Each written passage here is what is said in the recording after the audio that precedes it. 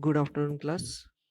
So last time we have deal with the agonist, that is alpha agonist and beta agonist. We have seen their SAR, the properties, their pharmacological activity of this agonist. Now we are moving to the next part, that is the antagonist, that is the adrenergic antagonist. Okay, so agonists are the drugs they can bind to the receptor and they can show the similar kind of effect what the neurotransmitter does. But the antagonist means the drugs or the antagonists are the chemicals which bind to receptor and they block the activity.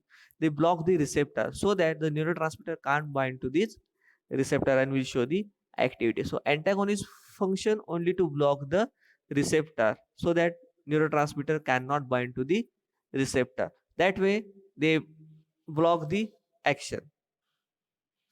Okay. So as alpha receptor, they are classified into alpha 1, alpha 2. So the alpha blockers, they are also classified into alpha 1 blocker and alpha 2 blocker. Similarly, beta blockers, they are also classified into beta 1, beta 2, and beta 3 blockers. So the uses of alpha blockers, they are used generally for the hypertension along with the diuretics. They are used as the antihypertensive effect or they produces as the antihypertensive. So they are along with the diuretics, they are given to reduce the high blood pressure to the bring it to the control. Then vasoconstriction, BPH, cardiac heart failure, phenochromatocytoma, renal disease. So such disease or such symptoms they can be utilized. They are using alone or they are using along with the combination of other drugs like diuretics in the treatment of hypertension. Now, we will generally found that in case of alpha adrenergic receptor antagonists, they are not like beta antagonists. That is, beta antagonist or the beta receptor blockers. What they do, they have the structural similarities with the neurotransmitter like adrenaline, noradrenaline, or isoproterenol. But in case of alpha antagonist or alpha adrenergic blockers, they consist of number of compounds which divert chemical structures and they are having a very little or very less resemblance with the alpha agonist. Okay, so beta antagonist they are having the similar kind of structures because as we know that when the drug bind to the receptor, they should have the similar kind of structure so that they can bind into the receptor or they have to block the receptor. So there some structure resemblance must be present in the receptor in the agonist as well as in the antagonist. So they can bind to the receptor. So in case of beta receptor, they having the structural similarities with neurotransmitters, but the alpha receptor they have very little or less structural similarities with the neurotransmitter. Okay, so generally these alpha blockers they are classified into two types. One is the selective alpha blockers. They are generally selective alpha 1 blockers. Second one, non-selective alpha blockers. In that again, irreversible alpha blocker and non-irreversible alpha blockers. Irreversible alpha blocker and reversible alpha blockers. So such alpha blockers can be classified. Okay, reversible means it consists of tolazoline and phentolamine. In irreversible, there is consist of a phenoxybenzamine, which is the prototype of the drug, along with the dibenamine. Okay, for our syllabus, phenoxybenzamine is there. This drug is not there for our syllabus. But for alpha blocker, selective alpha blocker, there are prozosine, teirazosine is also there, as well as doxazosine. Okay, so for our syllabus, there are two drugs as a alpha 1 blocker or the selective alpha 1 blocker. One is the doxazosine and another one is the prozosine. Okay, so prozosine and teirazosine they having the similar kind of structures, only the furan ring is reduced. That is the only difference between the prozosine and the teirazosine. Okay, so in case of irreversible blocker, they generally consist of beta halo alkyl amine type of structure. For example, phenoxybenzamine. So on the beta there is a halogen Cl is present, so it is beta halo. Two alkyl ethyl group is present, so it is alkyl, and amine is present. So beta halo alkyl amine groups is present in case of this one. Here you can find out that we have studied in the SAR of alpha agonists. There we have seen that the imidazole ring, if it is present in the structure, it can be given as a alpha agonist activity. So repeating upon that, these reversible blockers, they consist of imidazole ring, but the changes made there that in that structure they having the halogen atoms on the aromatic ring. Here there is absence of halogen atoms on the aromatic ring, as well as they have increases the length. There only presence of either carbon or nitrogen. Here presence of carbon along with the nitrogen, and this nitrogen binds to the two different groups or the aromatic groups, and this aromatic group they having the substitution at the para position. So this lengthening the aromatic group, it makes them the antagonist. So in case of alpha 1 and agonist, alpha 2 agonist, they having the imidazole ring, but they having either CH2 or the nitrogen as a linkage. Here there is absence of halogen atoms. Along with that, after linkage, there is a bulky group or the bulky aromatic group which is present, which makes them a alpha blocker. Okay, so they blocks alpha 1 as well as the alpha 2. So please consider three things. One, selective blocker means they either block alpha 1 or alpha 2. Non-selective means they act on both alpha 1 as well as the alpha 2.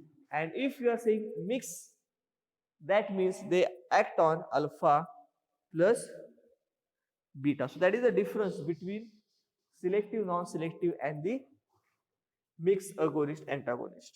Okay, so mix means alpha as well as the beta. Selective means either alpha 1 or alpha 2. In case of beta, either beta 1, beta 2 or beta 3. So on all these three beta, then there is a non-selective beta blockers. All two alpha, then non-selective alpha blockers. Any specific alpha 1 or alpha 2 or beta 1 or beta 2 or beta 3, that means they are selective blockers.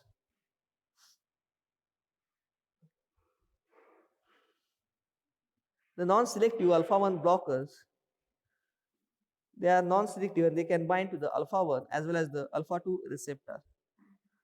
They consist of imidazole ring. That's why they are generally the competitive blockers. The structure of this you can find out.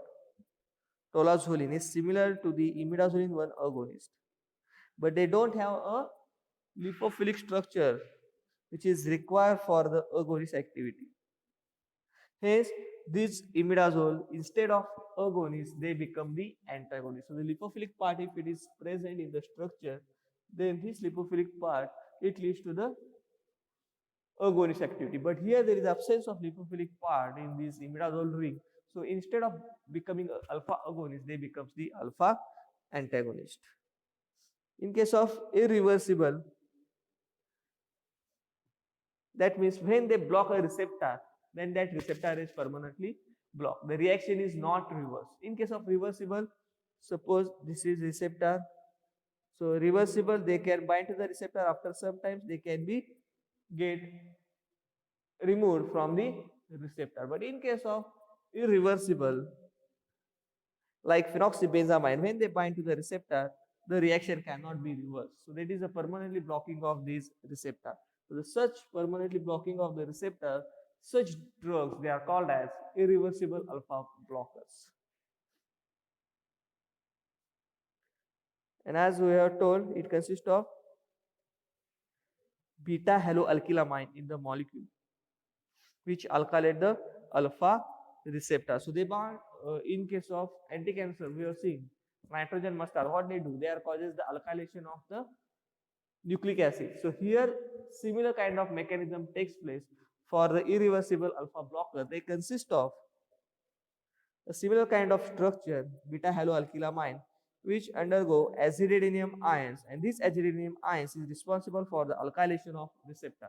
And when the alkylation of receptor takes place, the drug cannot bind to the receptor, or neurotransmitter cannot bind to the receptor, and it will not show the activity. So similar kind of effect is shown by the nitrogen mustard as an anti-cancer, but they are responsible for the alkylation of DNA. Here the drug is responsible, or these alpha blockers, they are responsible to block the alkylates the receptor. So that is permanently blockage of this receptor takes place. That is the alkylating means it causes the covalent bonding, and covalent bond is strong bond. It's difficult to reverse this covalent bond. Hence, it is the permanently blockage of the receptor takes place. Example, dibenamine and phenoxybenzamine. Then we are moving to the next part, that is the selective alpha 1 blocker. So as the name indicates, selective. So this selective alpha 1 blocker, they act on alpha 1 receptor and they become alpha 1 selective drugs like prazosin, terazosin, doxazosin. So these are the drugs which comes under the selective alpha 1 blockers. These selective alpha 1 blocker, they block the alpha 1 receptor. Hence, they reduces the effect of alpha 1 adrenergic receptor. Okay, so as we have seen the structure, they consist of three groups in their structure. First one, quinazoline ring. Second one, piperazine ring. Third one, acyl moiety. So out of this amine group which is present at the fourth position, this amine group is responsible for the alpha 1 receptor affinity. Okay, so the drugs they consist of second part, that is the piperazine ring, but this piperazine ring or this moiety, it can be replaced by piperidine without changing in the activity. That means there is no loss of activity if we are changing the piperazine ring with the piperidine ring. So there must be presence of this type of heterocyclic ring which is responsible to maintain alpha 1 receptor antagonist effect. Then this acyl moiety is responsible for the pharmacokinetic properties. So they are responsible to maintain the pharmacokinetic properties.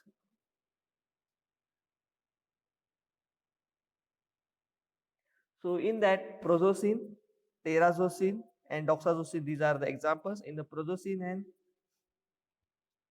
prazosin, what happens if this R group, all the structure is same, only this R group is replaced by furan. Okay, it becomes prazosin. Drug is prazosin. If this R group is replaced tetrahydrofuran, the drug becomes terazosin.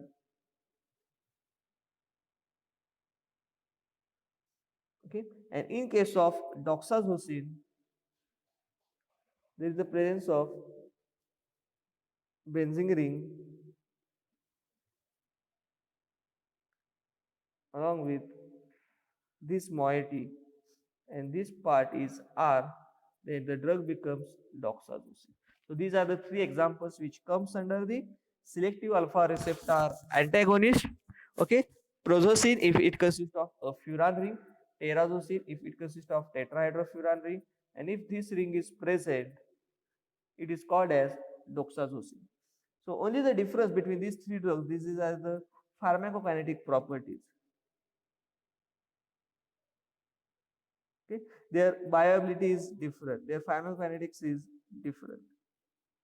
Okay, so the prazosin is 50 to 70% bioavailability they having, but the terazosin, which is the reduced form, it having bioavailability nearly 90%. As well as if the reduced drug takes place, its half-life increases to 9 to 12 hours. So this terazosin having the half-life 9 to 12 hours as compared to half-life of prazosin, that is the 2 to 3 hours. And this doxazosin, it having the highest half-life among these three, it having the half-life of 22 hours and actually 36 hours of activity. So these changes in the structure, they are responsible to increase their pharmacokinetic property with respect to their viability, half-life, and their duration of action. So doxazosin having the highest duration of activity as compared to the terazosin, as compared to the prazosin. So if you are going with the duration of activity, okay, so duration of activity, doxorubicin having more than terazosin than prazosin. And similar for half-life. So doxorubicin having more half-life as compared to terazosin and very less for the prazosin. So this is about the alpha 1 receptor blockers. They have the quinazoline ring at the fourth position, amine ring, which is amine group, which is responsible for the binding to the receptor. Then piperazine ring, it can be replaced with the piperidine ring, and this acyl moiety is responsible to maintain the pharmacokinetics property. So if R is furan, it is prazosin. If it is tetrahydrofuran, it is the terazosin. So they are responsible to maintain the pharmacokinetic properties. Now we'll move to the next part, that is the beta blockers. So the first beta blocker which was reported, it was dichloroisoproterenol. It having the similar structure like isoproterenol. If we observe the structure of isoproterenol, which is the beta agonist drug, so here hydroxy group is present, here hydroxy group is present. So such halogens, if they are replaced with the hydroxy group, it becomes isoproterenol, which is agonist drug. If we are replace it with the halogens, such drugs they are called as dichloroisoproterenol, which is the beta blocker. So this simple modification by changing the hydroxy group with the halogen, we can give a drug which having the beta antagonist. But it was found that this dichloroisoproterenol, it is beta antagonist, but along with that it shows some kind of agonist effect. So it is not a pure antagonist. So it is called as partial agonist. So along with the antagonist effect, it shows some kind of the agonist effect. Okay. So for the treatment, it is difficult to give such drugs because it may produces the antagonist effect along with the agonist effect. So we cannot find out which effect it can be produced. That's why it is necessary to go for the selective beta 1 blocker. So beta 1 blocker, they are present in the heart. We are giving for the antihypertensive effect. But if it is non-selective, means it is partial agonist, it can decreases or it can increases. So its activity is uncertain. So it is necessary to go for the development of clinically useful drug which is selective. So next drug important in the beta antagonist generation, it was pronethalone. It having a less sympathomimetic activity than these dichloroisoproterenol, but it is found that during the clinical study, it was found that it can produces thymic tumors in the mice. So after observing this type of side effects, this beta antagonist proresolol is not come to the market, or we can say it is withdrawal from the clinical trials, that it produces cancer, that is the thymic tumors. Okay, then the scientists Black and Stephenson, they have produces a new drug that is a beta blocking activity, and that drug is propranolol, and it is studied completely and it is widely used in the treatment. So that is the structure of propranolol. You can observe that here there is a hydroxy group is present, here is hydroxy group is present. So methoxy group is introduced in the structure, and this methoxy group which is introduced in the structure, it is responsible to produce its high level of beta blocking activity. So this propranolol belongs to the group of class that is called as aryl oxypropranolol amine. So you can observe aryl oxy, then 1, 2, 3 along with the hydroxy group, so propranolol, and finally amine. So such class of drug is called as aryl as aromatic group, then oxy as oxygen, propranolol as 3 propyl along with the methane, and finally amine. So it is the prototype of drug and it is the called as aryl oxypropanol amine. So here you can observe that methoxy group is incorporated in the structure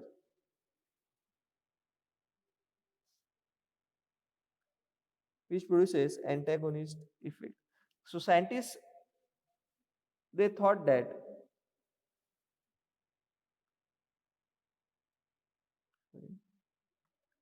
so introduction of methoxy group in the chain it produces the beta antagonist effect, but it was not true. They found that it is not true. OCH2 group is present in most of the beta agonist drug also. So it cannot say that this OCH2 group is only the responsible for the antagonist effect. Later they found that the aromatic ring and its substitution is responsible for the determination or the responsible for the producing beta antagonist effect.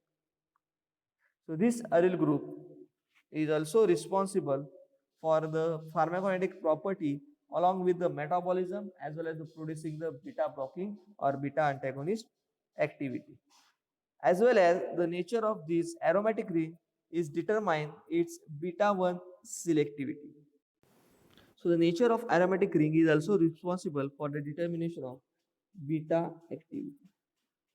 So aromatic group is responsible for the pharmacokinetic property. Along with that, it is also responsible for the beta 1 selectivity or to become a beta 1 selective. So one of the future of such beta 1 selective, they found that if para substitution is made on aromatic ring with sufficient size along with the absence of meta substitution, and if naphthol ring can be replaced with a single benzene ring, it can produces the antagonist or beta 1 antagonist effect. So the drug practolol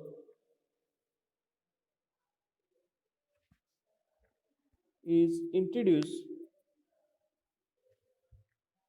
Practolol is introduced. So it having the structure like this one. Only the single benzene ring is present. In case of propranolol, there is a naphthalene ring is present. In pronetholol, it is naphthalene ring is present. But in the practolol, a single benzene ring is present, like the dichloroisoproterenol. And here there is the presence of NH,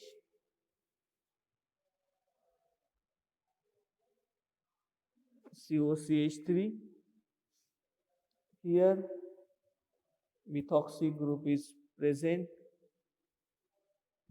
and here the further hydroxy group, and here the further their substitution takes place. So they found that if there is no meta substitution and para substitution is there with proper size, the drug can become a beta 1 selective antagonist. That's why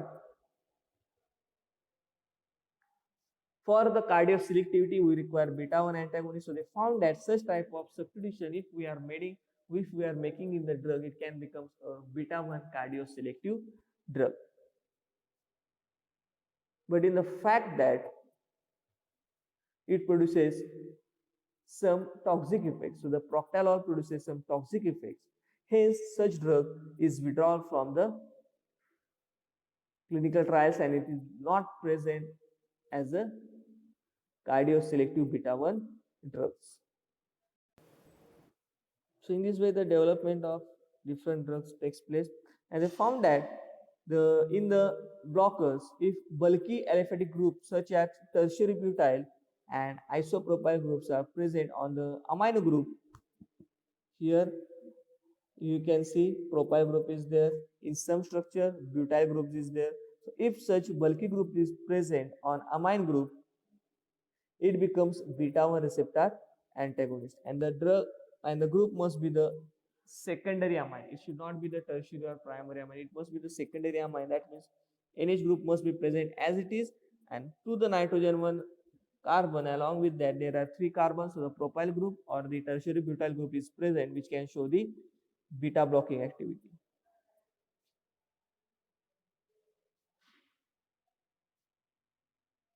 Okay.